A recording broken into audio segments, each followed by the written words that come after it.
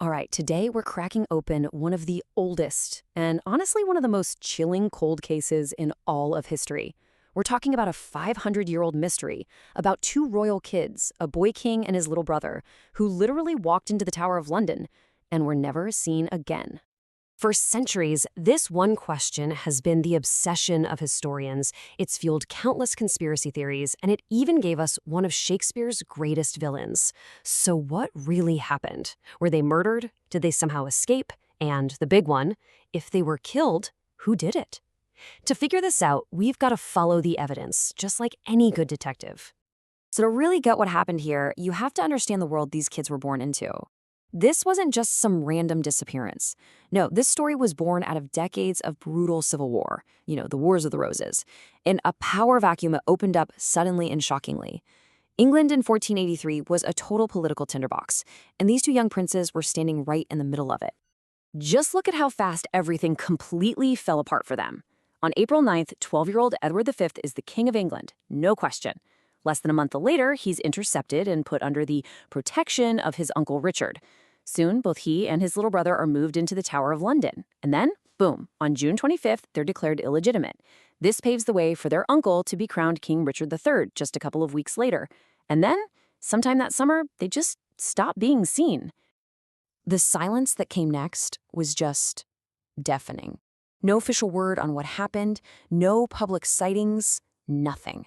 Just an empty throne and a mystery that would become the stuff of legend.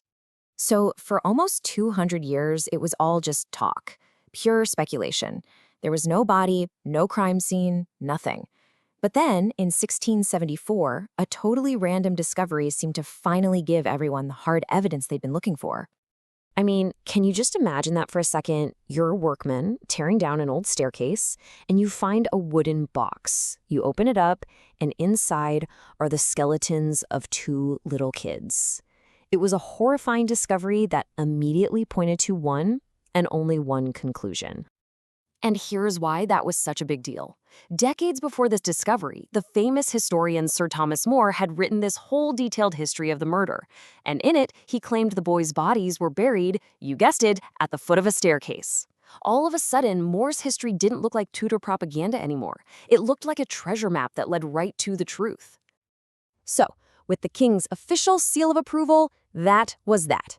The bones were declared to be the princes, and they were given a royal burial in Westminster Abbey. Case closed, right?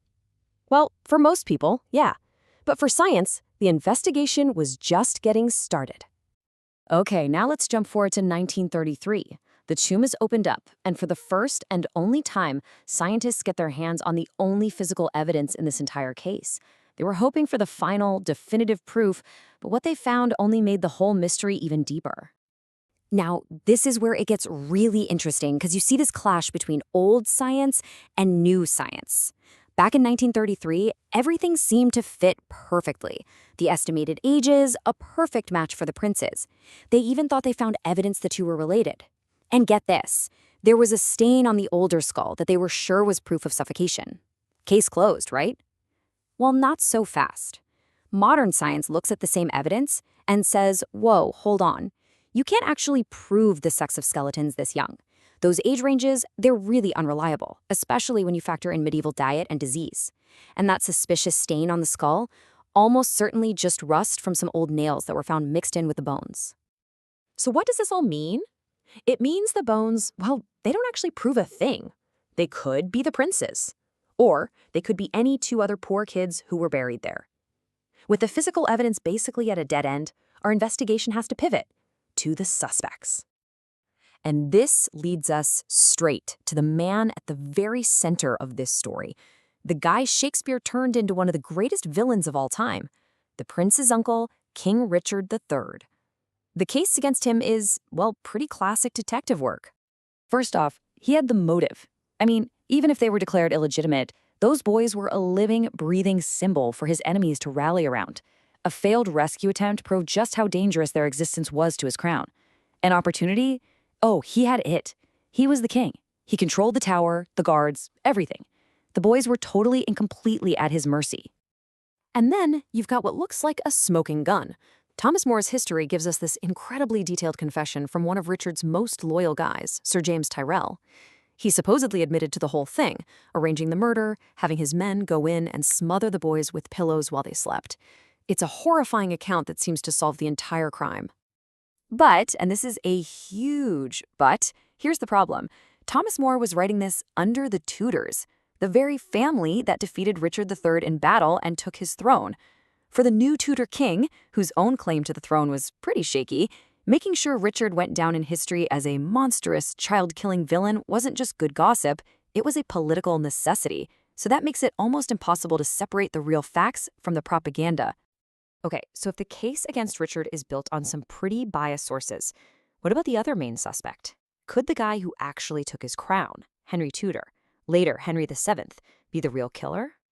Now, at first glance, you might think, yeah, maybe. But the theory completely falls apart when you look at the facts of 1483. Henry was in exile over in France. He had zero way of getting to the princes, who were locked up tight in Richard's fortress. And at the time they vanished, Henry was still a total longshot for the throne. More importantly, secret murders just weren't his style. When Henry Tudor executed his rivals, he did it in public for everyone to see. It was a show of force. Now, this next part is really, really crucial. Henry VII didn't just ignore the disappearance. It was the opposite. In his very first act as king, his parliament officially accused Richard III of murder, using this very specific, very unusual legal phrase, in shedding of infants' blood. And let me tell you, everyone back then knew exactly what that meant. This wasn't some vague accusation. This was the official, legal verdict of the brand new Tudor government. From day one, they pointed the finger squarely at the dead king, Richard III. So, after looking at the evidence and the suspects, it really seems to be pointing in one direction, right? So, if that's the case, why can't we just close the book on this thing? After 500 years, why is it still such an enduring mystery? Well, it really boils down to a few key things. The bones, which are our only piece of physical evidence, are totally inconclusive. The main historical accounts we have, they're heavily tainted by Tudor propaganda. And there's simply no direct proof, no reliable eyewitnesses ever turned up. You know, maybe the most telling clue is the actions of the prince's own mother. She eventually came out of hiding and allied herself with the new king, Henry Tudor, even agreeing to marry her daughter to him. Now that sounds like the action of a mother who believed her sons were dead, and that Richard III was the one responsible. So in the end, where does that leave us? We're left with a case that's built almost entirely on circumstantial evidence. The bones are a maybe. The confession is a maybe. Nearly everything we think we know is being told to us by Richard's enemies. So without a time machine, or maybe a definitive DNA test on those bones, we might just never know for sure, leaving the princes in the Tower as history's coldest and maybe its most perfect unsolved mystery.